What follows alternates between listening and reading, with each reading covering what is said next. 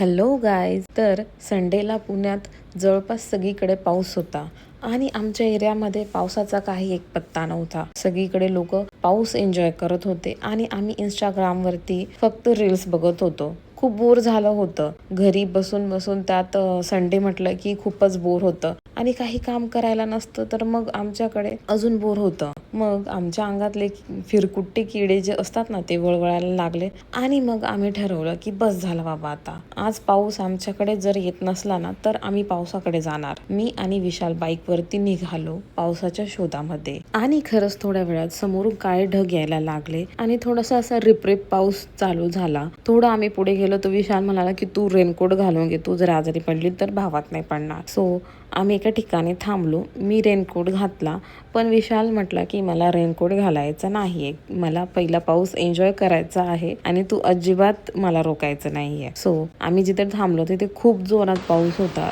एकदम भयानक जोरात पाऊस आला. सो मला वाटलं की खरंच यार खूपच जोरात पाऊस आहे, आपण फसून तर नाही गेलो ना. आणि मग पुढे जाऊन बघतो तर काय 5 मिनिटाचा तो खेळ होता आणि नंतर पाऊस गायब झाला. या पहिला पहिला पाऊस, त्याच्यात छान अशी बाईक राईड, खूप मज्जा येते. आताच भिजलोय, परत पाऊस थांबलाय.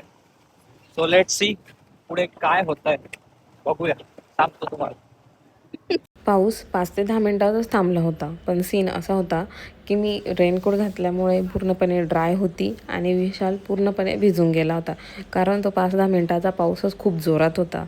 पण भिजल्यावरती पण विशाल म्हणतो की मला फार मज्जा येते आणि मग आपण पुढे जाऊ, डॅमवरती जाऊया, तिथे जर पाऊस भेटला तर अजून मज्जा येईल. पण डॅमवरती गेल्यावरती बघतो तर काय एकही थेंब पाऊस नव्हता. मग काय डॅमवरती गेलो आणि तिथे बघितलं, इतकं सुंदर वातावरण होतं ना. खरंच डॅमचा जो व्ह्यू आहे तो एन्जॉय करूया, नेचर एन्जॉय करूया, परिसर एन्जॉय करूया.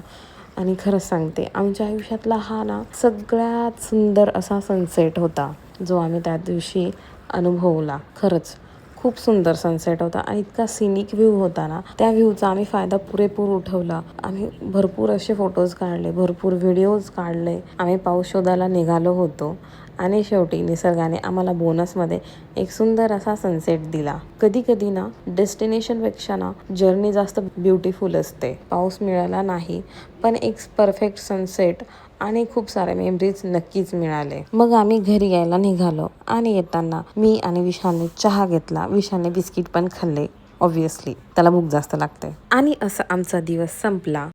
जर तुम्हाला आमचा व्हिडिओ आवडला असेल तर आमच्या चॅनलला सबस्क्राईब करा, फॉलो करा आणि आमच्या व्हिडिओला लाईक करा. भेटूया पुढच्या ब्लॉगमध्ये. तोपर्यंत बाय बाय, टेक केअर.